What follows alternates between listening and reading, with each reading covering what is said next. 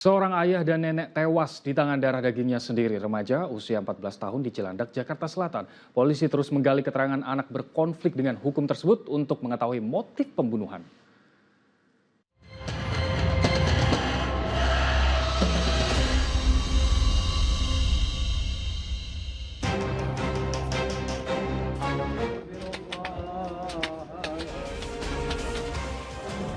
Malam kelam itu terjadi pada Sabtu 30 November 2024. Evakuasi 2 jenazah dari ruang tamu rumah di kawasan Cilandak, Jakarta Selatan menggemparkan warga.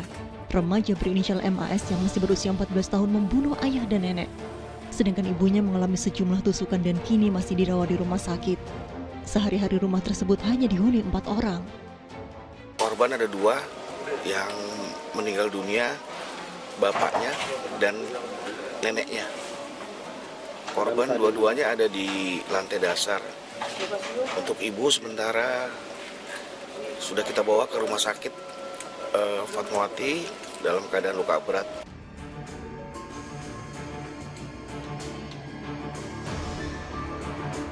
Ya pemirsa, beberapa hari setelah kejadian, ini adalah tempat kejadian perkara di mana rumah masih dipasang garis polisi, suasana rumah serta permukiman masih terlihat sangat sepi.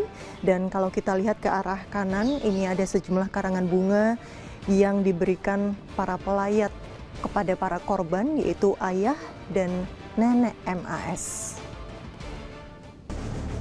Insiden ini mengagetkan warga karena dalam keseharian, keluarga tersebut dikenal sering beribadah, memiliki sikap baik, mudah bersosialisasi, bahkan aktif di lingkungan rumah.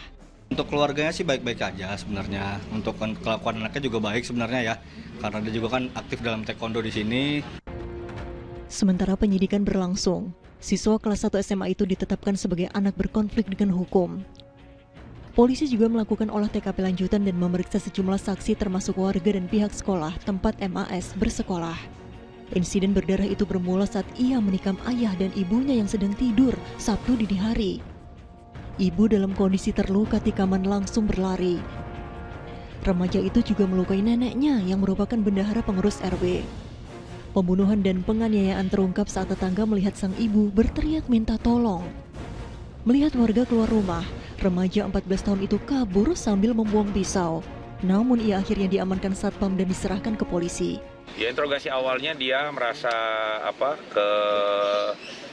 dia tidak bisa tidur, terus ada hal-hal yang membisiki dia lah, meresahkan dia seperti itu. Kami ini masih kita dalami, kita belum bisa ngambil kesimpulan kalau untuk ayahnya sedang tidur bersama ibunya, dia turun mengambil pisau dari dapur, dia naik lagi ke atas dan melakukan penusukan tersebut. Sementara suasana duka menyelimuti pemakaman sang nenek di TPU Tanah Kusir, sedangkan ayah dikebumikan di Bogor, Jawa Barat. Hasil pemeriksaan remaja tersebut sempat menyatakan penyesalan dan ingin meminta maaf kepada ibunya. Anaknya biasa, terus bergaul, namun sedikit pendiam. Nah, tapi dia normal, maksudnya dia tidak menunjukkan hal-hal yang ganjil atau yang aneh. Iya. Dari sisi psikologi, banyak faktor yang menyebabkan anak di bawah umur itu melakukan tindakan keji sampai menghilangkan nyawa anggota keluarganya. Dia balita, bagaimana? Kemudian di usia masa kanak-kanak awal, seperti apa? Ini semua harus kita telusuri. Kemudian ketika anak ini lahir, penerimaan orang tua seperti apa? Ada nggak riwayat baby blues, depression postpartum? Ini kita harus telusuri semuanya. Introvert, tertutup, menampilkan diri sebaik-baiknya di lingkungan, ini beresiko lebih besar mengalami keluhan-keluhan psikologis. MAS kini dititipkan di Lembaga Penitipan Anak Sementara Kemenkumham dan mendapat pendampingan psikolog. Motif MAS tega menghilangkan nyawa ayah dan neneknya serta melukai ibunya masih terus didalami polisi. Kini remaja berusia 14 tahun tersebut terancam hukuman 15 tahun penjara. Namun karena ia masih di bawah umur, sehingga hukumannya dikurangi setengah dari hukuman orang dewasa. Dari Jakarta, Nurul Cinta dan Ahmad Susanto melaporkan.